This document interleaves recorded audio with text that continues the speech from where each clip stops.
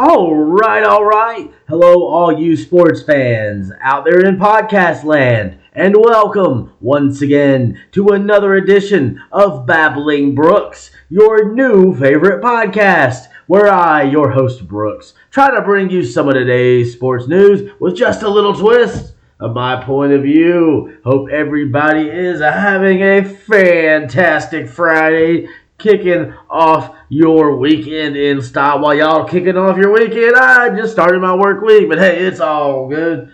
You know, gotta eat, gotta buy the donuts, so there we go.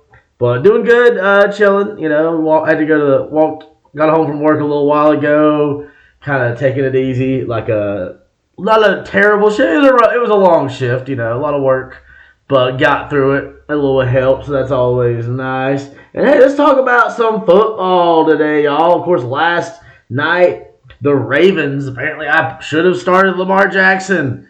I was like, I think it's the fantasy team that I kind of got distracted during the draft for a second. So it went to auto pick. And then I ended up with Tua Tagovailoa and Lamar Jackson. So I'm like, well, I could have traded them, and I was like, fuck it, I'll just give myself two incredible options. It's not like a money league anyway, so it doesn't really matter. Just kind of, I don't know, I just like to done the free leagues ever since they became easy with the internets. But I was thinking, man, they're going against the Bengals. Even though it's a home game, I felt like the Ravens were going to win the game. But I was like, I feel like it's, you know how it goes sometimes, those division rivalry games, where especially the AFC North is one of those divisions where it gets kind of smash-mouthy, and a lot of times it ends up being a defensive game in those matchups. But Lamar Jackson putting in some work, so hopefully Tua gets 24 points so I don't feel like a fucking idiot. But anyway, so Ravens beat the Bengals 34-20, 2 touchdown difference there. And the big news, the bad news for the Bengals and, football fans in general, I guess, unless you're in their division, Joe Burrow is out for the season. Something to do with his wrist. So you got to think that kind of dooms the Bengals at this point, Not Joe Burrow is just such a difference maker at quarterback. Not even sure who their backup quarterback is. Jake Browning. So I have heard of him, and he's not terrible, but not somebody that's going to lead you to a Super Bowl. No offense. Crazier things have happened, I guess, but it's highly unlikely that they get to the Super Bowl without Joe Burrow, because he's just a next level kind of quarterback. And Lamar Jackson apparently had a little bit of an ankle injury, but played through it. Threw a couple touchdowns, 264 yards, having him a nice little season. As that the Ravens sitting there on top of their division. They're a full game up on the Steelers and the Browns for now, because they played 2 more games. They both those teams. They hadn't had their bye yet. But, the AFC North feels like it's theirs to lose at this point.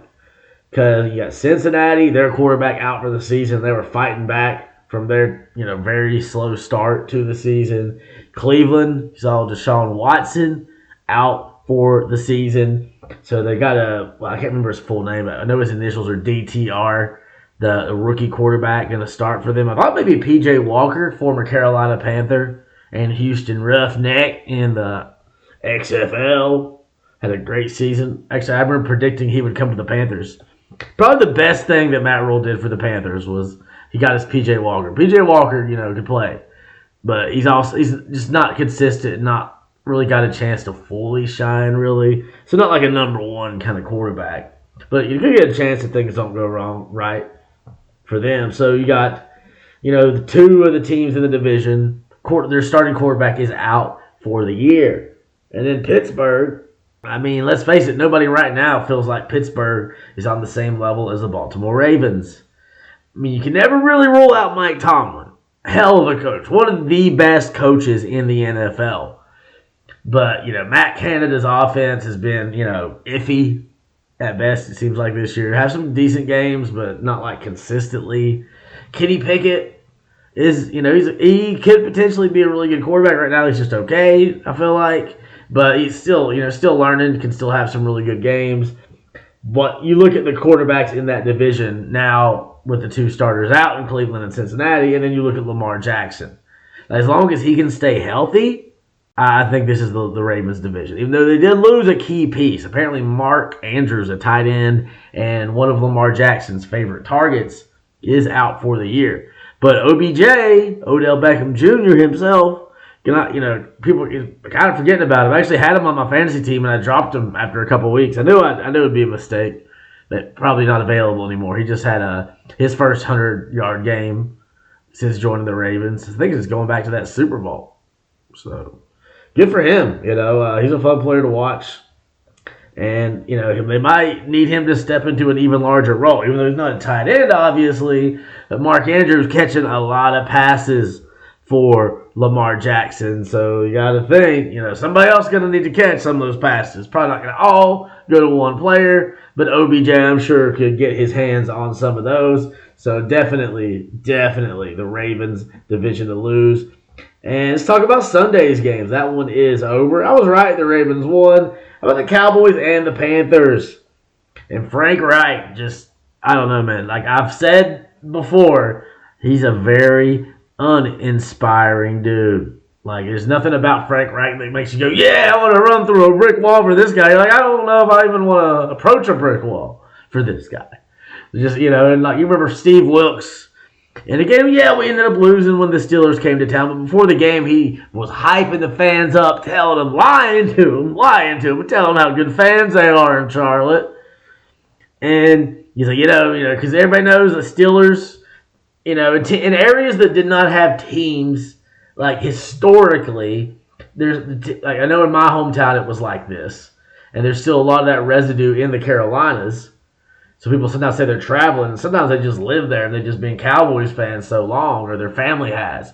It's when at my hometown, people were either Cowboys fans, Steelers fans, Washington fans, and that was pretty much it at the time. There was no team in Tennessee, there was no team in Carolina, and the Falcons were around then, but I feel like at that point, especially with Washington winning Super Bowls, that just felt closer because it was like at least kind of touching the same state, like the other side of Virginia. But the Virginia is so wide, and then you got to go all the way up, which you go all the way across from where I'm from. I was on the bottom of the state, a place called Bristol, right, Virginia-Tennessee border. Not all the way in the little corner there, but getting kind of damn close. So actually Atlanta is closer to Bristol than Washington, D.C., but I don't remember anybody really being Falcons fans. Like, I rooted for the Dirty Birds in the Super Bowl, Jamal Anderson and company. Like, I was kind of back and forth, especially in the years before the Panthers came along. And then, then it got serious, and I picked them. I had the Steelers for a second, Cordell Stewart years. Of course, Washington, back when old Mark Ripken taking them to the Super Bowls.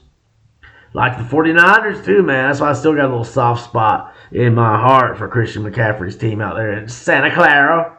Because I remember the days of watching Jerry Rice catch the ball from Steve Brigham Young. Because then I don't think I realized he was a Brigham Young yet.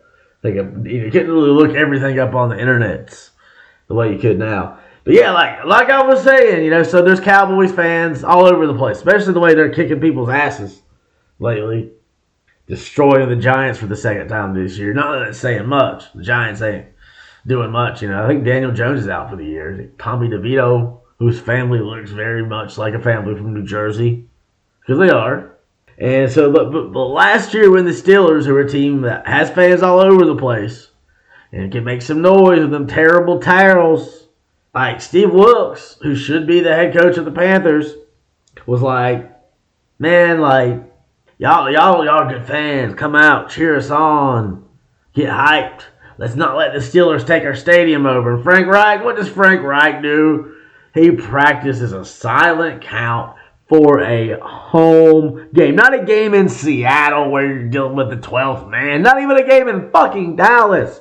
A Dallas Cowboys game in Charlotte. Instead of trying to get the fans hyped, he is conceding that there aren't going to be Panther fans, because Like, oh, Steve Wilks, not the fans, the players. Like, he's someone you could believe in. Look what that team did last year when there was no hope. They were just expected to cruise to a high draft pick, and then maybe wouldn't have needed the trade. But Steve Wilks, he ain't gonna lead a bunch of losers. So he got them dudes to fight, and we almost made the damn playoffs last year.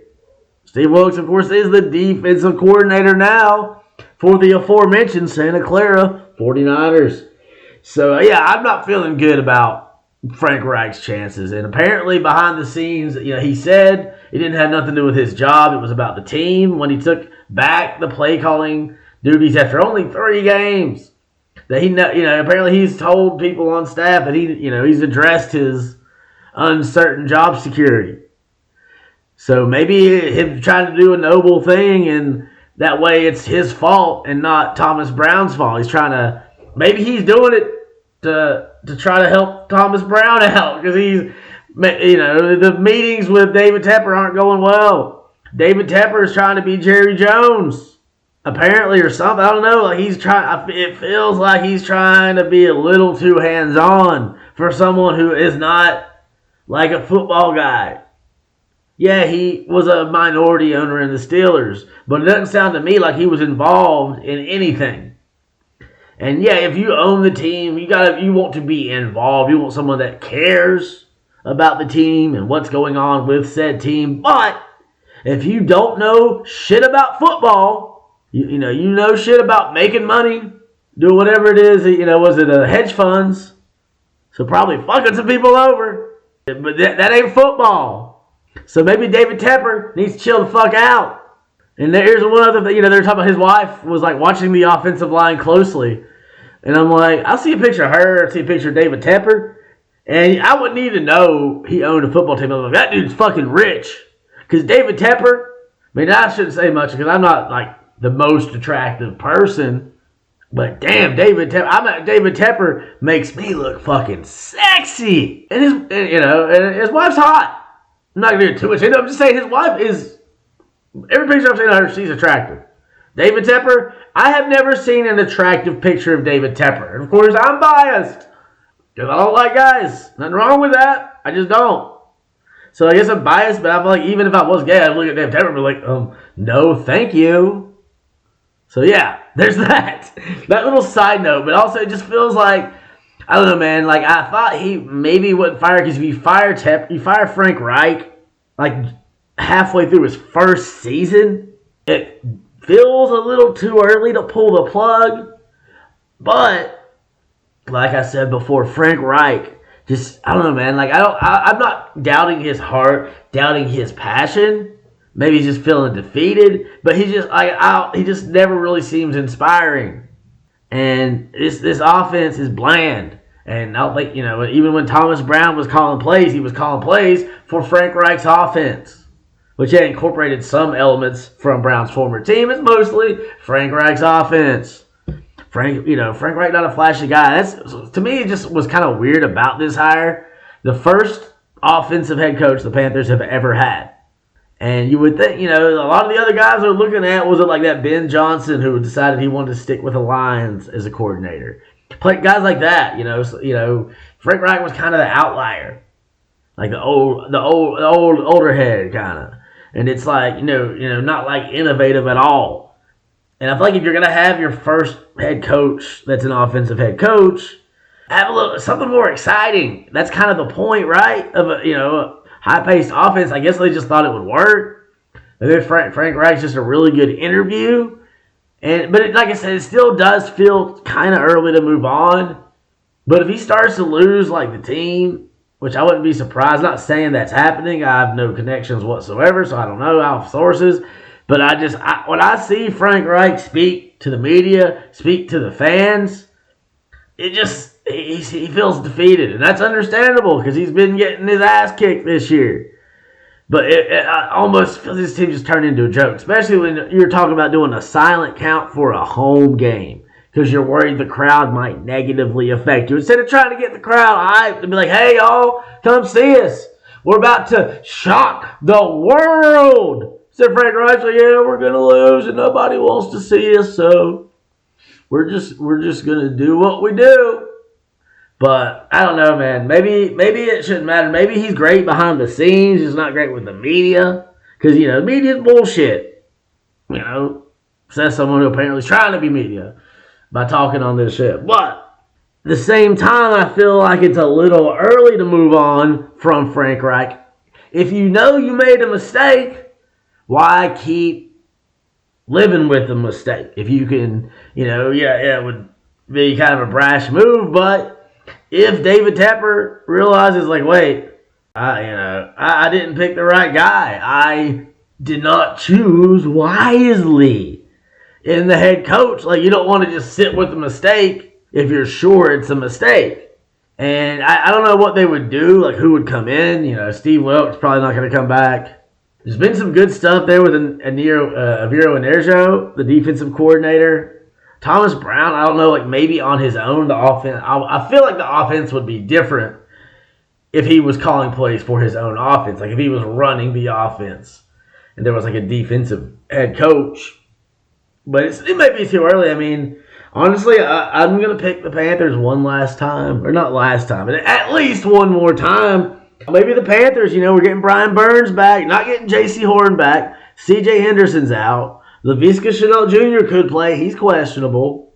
But Brian Burns, I think he's going to be itching to get out there and show off in front of the home fans and get all these people talking about how bad this team is, how they ain't got a chance in hell to beat the Dallas Cowboys. Let's prove them wrong, baby. Let's do it. I think, it's one of those games where, like, how just shit works out weird sometimes, where it'll be like right when we all give up on them, they come out and show us why we shouldn't.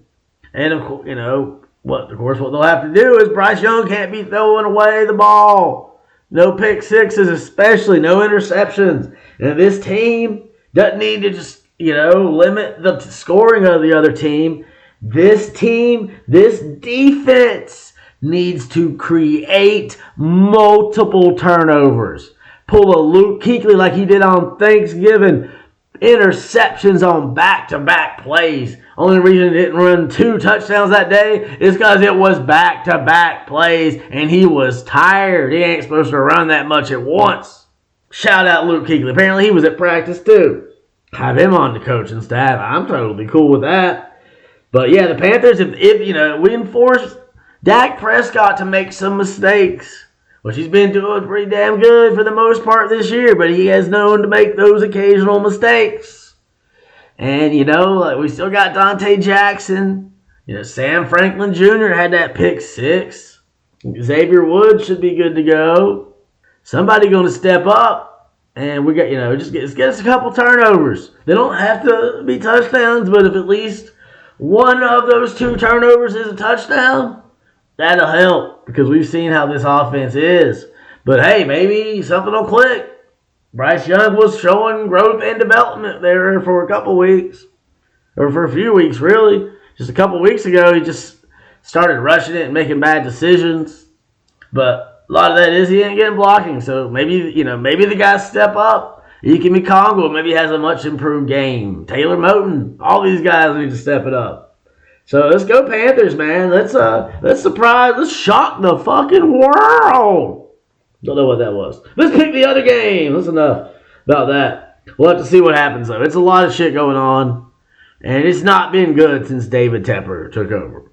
And it's not all his fault, but some of it is.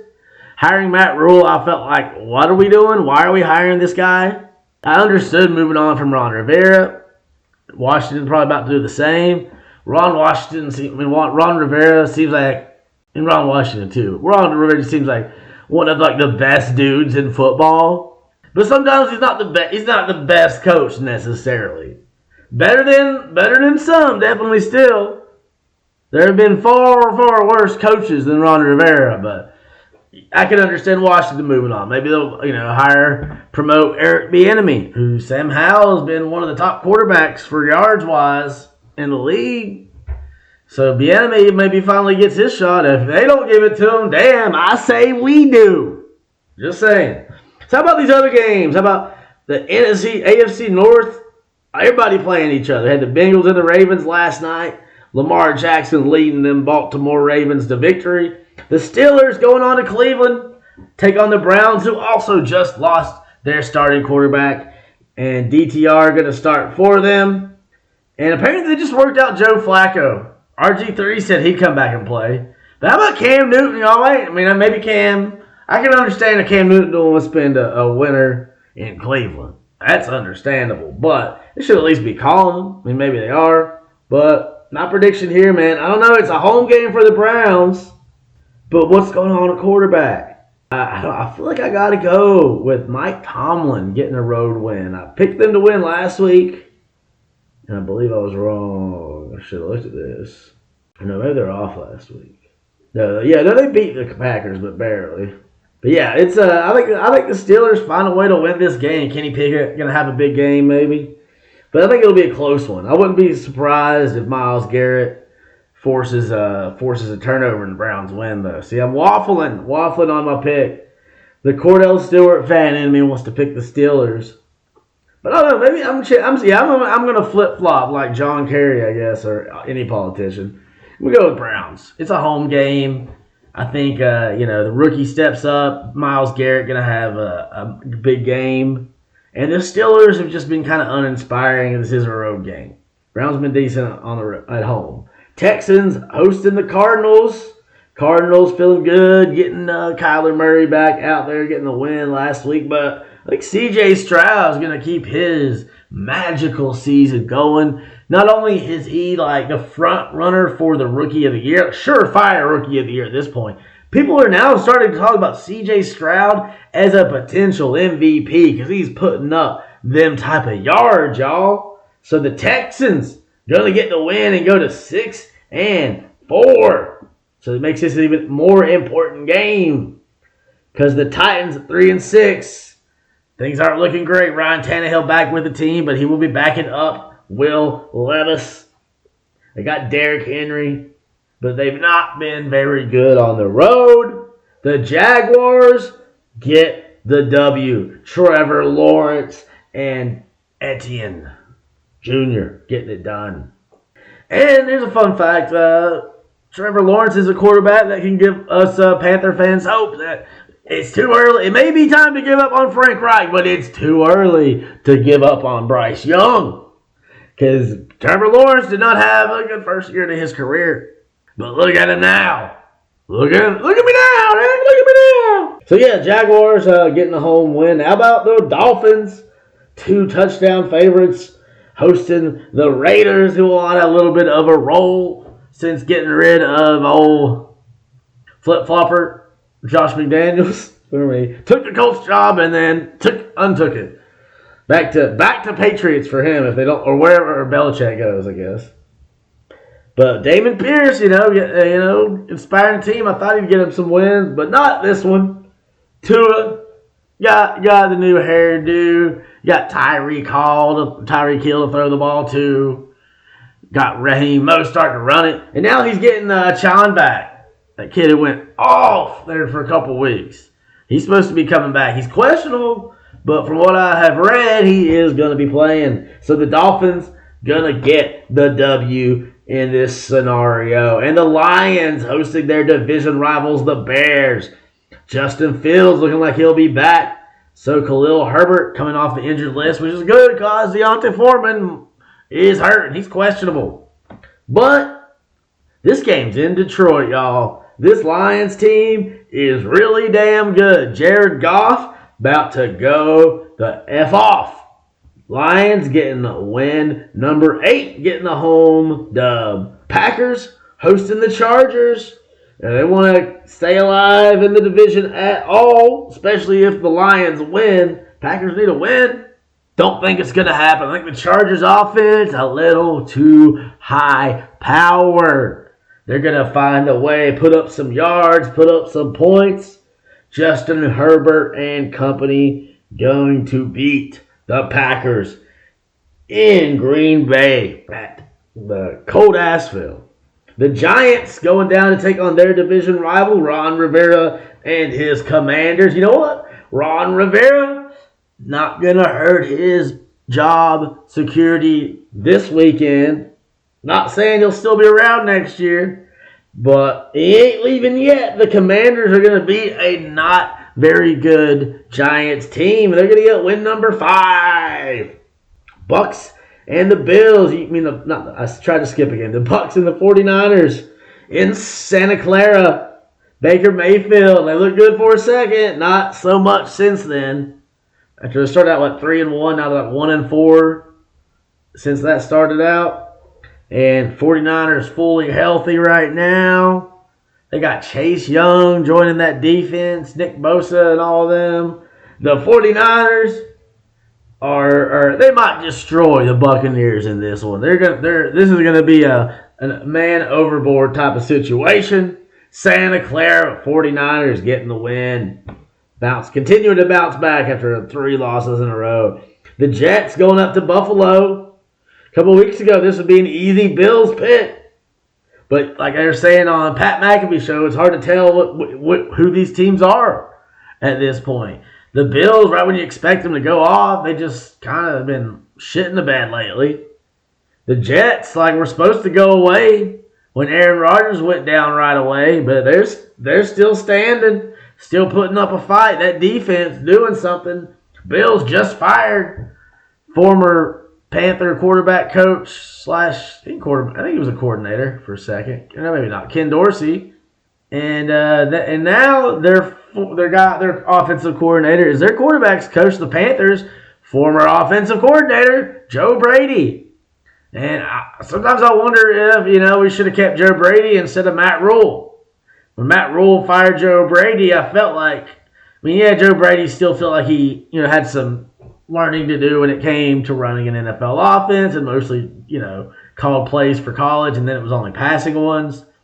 But it also felt like when Matt Rule fired him and then eventually replaced him with, what's that idiot's name? Ben McAdoo. It felt like it was a job security thing. He's like, well, you know what? They're not going to replace me with Ben McAdoo, who is so terrible as a head coach. He'll never do it again, probably. It was a joke. The Joe Brady, he's a hot up-and-comer, a rising star potentially as a coach. Before things didn't look great with the Panthers, he was being talked about as someone who could be a head coach in the near future. The offense gets better and this team still loses. Sean McDermott can lose out to him. Sean McDermott, of course, was the Panthers' defensive coordinator back about 2015. And Steve Wilks replaced him, if I remember it right. But I think the Bills going to have a game, man. Stephon Diggs seems like he's due a big one. They were talking about maybe they could see him put in they might use him in some run plays. Just to try some different stuff. We'll see what Joe Brady does, man. I'll be rooting for him. The Jets trying to stay alive because Aaron Rodgers thinks he could be back next month, which would be just insane. And nobody's going to get vaccinated anymore. Aaron Rodgers comes back that soon and takes the Jets to the Super Bowl. He'll be like, all right, immortal, everyone should just take ayahuasca, which I actually would like to take ayahuasca if I have the right situation. But yeah, I think the Bills are going to get the win here. It's at home. They're not going to lose at home again. Seahawks and the Rams. This one's in Los Angeles. Rams are getting back their top receiver, that rookie Nakua. Also, more importantly, Cooper Kupp's technically their top receiver, but Nakua been going off this year. They're also getting back to quarterback, Matthew Stafford. Thumb was fucked up. I think they were off last week, so the opportunity gives him the chance to get healthy. And I think the Rams win this game to stay alive in the NFC West. And the Sunday night game, I feel like I skipped some games. I guess not. Just a couple. There's 4 teams on bye. Vikings are going to go to Denver to take on the Broncos. The Broncos on a, 5-game winning streak right now. No, 3 games. Sorry, the Vikings are on a 5-game winning streak. So both these teams, those are the 2 best winning streaks in the NFL. Of course, there's a couple other teams. The Eagles, or just one other team. The Eagles are tied at a 3-game winning streak. But nobody else in the NFL right now has a better winning streak than the Minnesota Vikings. Remember, they started out 0-4 and 0-3. I was like, wait a minute. And then they won. Yeah, they won. They've gone 5-1 since then. 5 straight wins for these Vikings. And I think they're going to keep it going. Josh Dobbs got traded from the Browns to the Cardinals as the season was beginning. And the Cardinals, we're getting Kyler Murray back. They trade him to the Vikings. He comes in like no time hardly. Like they say he didn't even know the plays really yet. The Pastronaut, they're calling, Dobbs. He's been around. He's had his moment with teams before, but it's never like stuck. But Kirk Cousins out for the season. He says he ain't done playing football, but he might be done in Minnesota, even though he said he'd like to retire there. They might decide they don't want to pay him big money and get Josh Dobbs on the down low. But we'll see what it goes. That was just 1 week. But I think in this case, I can't help but be a little biased against Sean Payton. Not going to really apologize for it. All those years with the Saints, I just don't like the guy. So I was like, man, I don't think we should hire him. Not as much as I didn't think we should hire Urban Meyer, but still. So yeah, the Vikings, I think they're going to find a way to win this one, but it'll be tough. Or actually, Mattinson's, I think, is questionable, the running back. But Justin Jefferson could come back. I need to look at that and see, is Justin Jefferson actually coming back this week? I'm starting to lose my voice. He's questionable. So how about that? I don't know, if Justin Jefferson comes back, the Vikings definitely win. If he doesn't come back, it's a little murkier. I don't know. This Broncos team is looking pretty good right now. Looking like they're figuring some stuff out. But if they get Jefferson back, I think the Vikings win this one. And it's iffy if he's not playing. Eagles and Chiefs, man. A lot of people are going to be watching this one. Monday Night Football. Eagles 8-1. The Chiefs are 7-2. No, the Chiefs haven't been their normal Chiefy self. They're still the Chiefs. Still Andy Reid, Patrick Mahomes, Travis Kelce, and company. Raheem Rice been a receiver on the rise. They got Pacheco. Can really run with the ball. And I don't know, man. This is a home game. It's, prime time. The world is watching. And these games, I've noticed lately, are on ABC and ESPN. So I don't know if that's not enough people watching on ESPN anymore. Because I always kind of disappointed when they took it off ABC and put it on ESPN. Because, you can get ESPN, but I don't ever have cable. Occasionally I get Sling for a month. Since they stopped doing free trials anyway, I'll do a half off month. But when it's ABC, anybody can watch it. When Obama bought us those digital antennas. So I got my digital antenna. I don't know if it's the same one. It might be the same. I guess it is the same one. So shout out Obama for that. Not for killing people with drones. That ain't cool. But, giving me my digital antenna, that was good. That was pretty sweet. Yeah, so the Eagles, man, they've been looking pretty damn good. I think this is one of those cases, though, where the home Chiefs just had a week off. Travis Kelce got, just fucking the hell out of Taylor Swift at this point, I would assume, in Argentina, all over the place. Don't cry for me, Argentina, he says. And who would cry for Travis Kelce right now? So Travis Kelce is about to ball out. Y'all, Patrick Mahomes is going to work some of that Mahomes magic. And Travis Kelce is going to benefit from a lot of it. So will some other guys. And I think the Chiefs win a battle on Monday Night Football. Bring in the ratings, right? So, hey, y'all, that is going to be it for me. I want to get off of here because I want to watch the Hawks. Hawks, their second game that they've ever played in this NBA Cup, a.k.a. the NBA in-season tournament. Still figuring that out. Still just feels weird because you have a game on Tuesday in Detroit that's part of the Cup. Fly back to Atlanta. We play against the Knicks and lose. Not part of the Cup. Tonight, Philadelphia comes to town. It's part of the Cup. So let's see how we do. Sixers, they've split their 2 games so far. The Hawks, having beat the Pistons on Tuesday, are 1-0, but coming off a loss where they got outplayed by the Knicks. Beat on the boards pretty bad. I think a lot of that we can chalk up to it being the second game on a back-to-back. So they were tired. Trae Young couldn't sleep. He went playing 2 days in a row. But, he couldn't sleep much. Having a newborn baby, the excitement / the baby.